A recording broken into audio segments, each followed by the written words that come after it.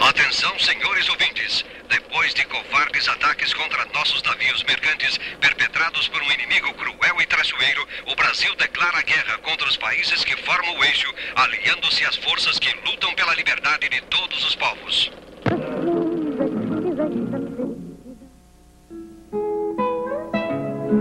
Os sons das vozes confundem-se. Lágrimas e maresia. Um sabor salgado de partida. Apesar de muitos, todos naquele momento estão sós. No navio, apinhados, olhos jovens lançam-se ao mar. Novas emoções? Quem sabe? Como todo jovem, eles também acreditam no futuro e lutam com todas as forças contra aqueles que tentam barrar o caminho. São jovens. Cada um traz consigo uma pequena história de vida. Mal sabem que estão embarcando para escrever a história de um novo tempo. Na época, eu era segundo tenente do 6º Regimento de Infantaria, unidade que foi designada para embarcar em primeiro escalão. E aí nós sentimos, então, a emoção do momento que estávamos vivendo, porque era uma interrogação. Para onde íamos? Nós não sabíamos o nosso destino. Sabíamos que iríamos atravessar o Atlântico. Então nós estávamos imbuídos daquela emoção intrínseca que seria qual o nosso futuro, o que ocorrerá, qual o comportamento que iremos ter nessa gente nossa, esse soldado simples do interior do nosso Brasil e que ia atravessar o Atlântico para lutar além mar. Imagine-se em um mundo distante, onde a informação está nas esquinas. A diversão é o cinema e o sarau. O maior avanço é o rádio capelinha. E a noite é iluminada por lampiões. Em uma cidade como Curitiba, percorrer 5 quilômetros é quase uma aventura. O leite e o pão, fresquinhos, são deixados nas portas todas as manhãs. Os horários, regidos pelos apitos das fábricas. O bonde disputa espaço com carroções apressados em ruas estreitas e barulhentas. E a Maria Fumaça é uma jovem que desfila seus cabelos negros no ar frio da serra. A Curitiba do início dos anos 40 ainda respirava os ares da província.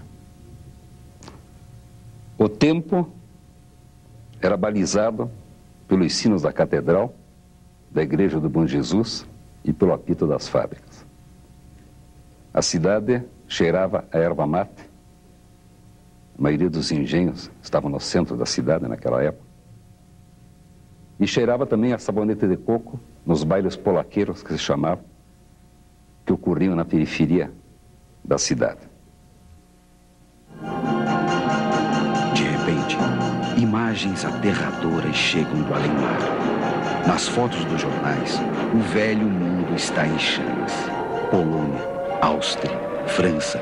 Para jovens, embalados ao som de alegres marchinhas de carnaval, é difícil calcular o que a loucura humana pode produzir de dor e sofrimento.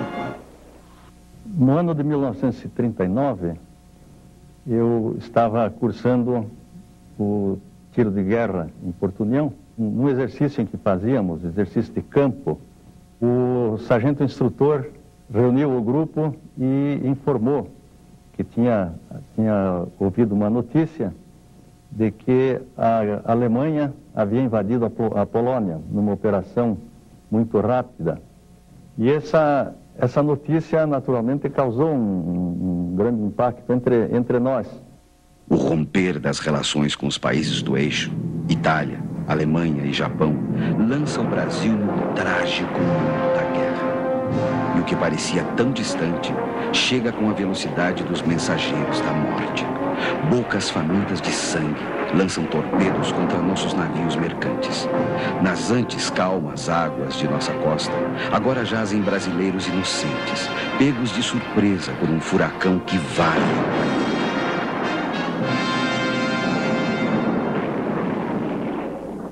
O Brasil, totalmente neutro, vivia tranquilamente, em paz, em seu território, quando, em fevereiro de 42, o primeiro impacto, um navio nosso torpedeado por submarinos nazistas.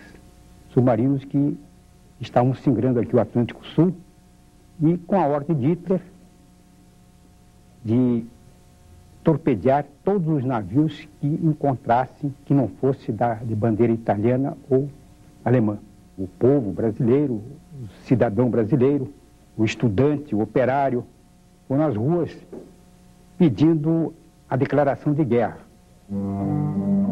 Em 22 de agosto de 1942, a realidade começa a tomar forma. Depois de vacilar durante 2 anos, o governo Getúlio Vargas finalmente declara guerra contra os países do eixo. Uma base americana é rapidamente instalada em Natal, no Rio Grande do Norte. É o Brasil em guerra, ato que vai mudar para sempre a vida de 25.364 jovens. Foi recebida a notícia de que o Brasil mandaria forças para a Itália, dentro do exército, com grande entusiasmo. Porque realmente nós queríamos depois participar dessa força expedicionária que ia lutar na Itália, como realmente aconteceu. Aí nós ficamos completamente divorciados desse fato da Alemanha ter sido vitoriosa e nos engajamos dentro de uma filosofia, dentro da estratégia dos Estados Unidos. Guerra, um substantivo carregado de rimas incompatíveis. Loucura, tragédia, sofrimento. É o mais cruel dos cavaleiros do Apocalipse. Um cavaleiro que não ceifa apenas vidas, mas retira também a dignidade da humanidade. E que deve ser combatido com todas as forças. Então nós tínhamos um contato com a guerra através de documentários, principalmente do cinema americano. Nós não imaginávamos a guerra como ela de fato ocorreu. E não imaginávamos a ação bélica. Nós tínhamos os militares da ativa, no caso o Coronel Pércio, nosso companheiro, seguiu a doutrina francesa, que era a guerra estática. Nós fomos enfrentar uma guerra de movimento, uma guerra dinâmica, que era a guerra moderna, né? Então a realidade que se apresentou para nós foi surpreendente. O sentido nacionalista, o sentido patriótico, leva a população a aceitar o conflito como coisa irremediável e na defesa do princípio sagrado, que é defender a sua soberania. No hemisfério sul, as noites de junho são tipicamente frias, mesmo nos trópicos. Mas na madrugada de 29 para 30 de junho de 1944, o frio estava alojado na alma. Em silêncio, uma operação preparada desde janeiro de 44 dava início ao embarque da Força Expedicionária para a Itália. 25.364 jovens, entre os quais 73 enfermeiras, sendo 8 paranaenses, entregavam suas vidas na busca desesperada pela liberdade do mundo. Nós fomos embarcados num trem da Central do Brasil, na Vila Militar.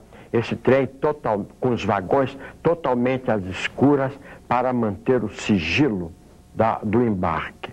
E por quê? Ficava a interrogação. Então é evidente que, de um lado, um trem totalmente às escuras e do outro, um navio imenso no qual embarcamos, era evidente que alguma coisa, alguma tropa, alguma coisa estava embarcando. Os jovens daquele navio eram muito diferentes dos demais soldados aliados. Apesar de robustos, não tinham o porte físico do americano ou europeu. Além disso, não estavam preparados para enfrentar uma guerra moderna. A escola militar brasileira, até aquele momento, seguia a orientação da doutrina militar francesa. Uma escola que fora superada facilmente pelas forças nazistas, deixando apenas as ruínas da linha Maginot como lembrança. Uma obra de defesa construída para deter qualquer avanço inimigo contra a França caíra em 40 dias. Um exaustivo treinamento, executado no Brasil, sob orientação americana, teve 6 meses de duração. Um grupo de oficiais e praças teve treinamento nas próprias bases americanas nos Estados Unidos. E o primeiro grupo de aviação de caça da FAB foi treinado no Panamá e nos Estados Unidos, partindo posteriormente para a Itália. Foram 6 meses de muito trabalho para preparar um contingente de mais de 25 mil homens para atuar em um teatro que nada tinha de espetáculo. Instituído o primeiro grupo de aviação de caça, foi escolhido como comandante do grupo Major Nero Moura. Escolheu 32 homens para ir, já em janeiro, para os Estados Unidos, para a Escola Tática de Orlando, na Flórida. Enquanto isso, o resto da tropa de voluntários do primeiro grupo de caça seguia para o Panamá, se agrupando numa base chamada Brookfield. Ali, aguardando o retorno do comandante com o pessoal que tinha ido para os Estados Unidos.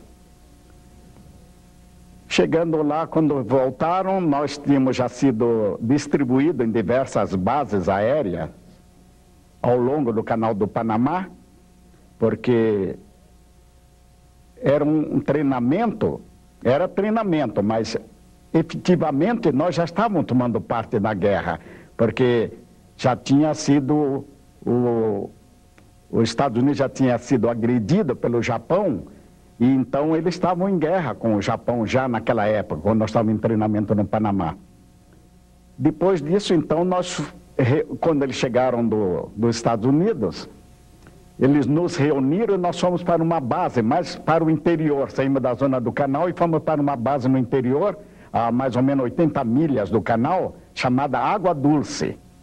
E ali fomos então nos aperfeiçoar no treinamento da caça propriamente dita. O cenário era dramático no final do verão de 44. A Itália já havia capitulado, porém as tropas nazistas ainda dominavam parte do país. Apoiados pelos fascistas italianos, os temíveis camisas negras vendiam ao peso de muitas vidas cada centímetro do solo italiano. Os montes Apeninos formam uma muralha natural, do mar Tirreno ao Adriático, no centro-norte da Itália. Hitler sabia que era a última defesa na frente italiana contra o avanço aliado que lutava para terminar com o pesadelo nazista. Em desespero, mandou construir a terrível linha gótica. O nome era uma referência a uma antiga tribo germana que combateu duramente o Império Romano no 2º século depois de Cristo. E no delírio, acreditava Hitler construir ali nos Apeninos uma força capaz de deter os aliados. Casamatas, armamento pesado e muitos soldados estavam estrategicamente distribuídos por toda a região. São números impressionantes.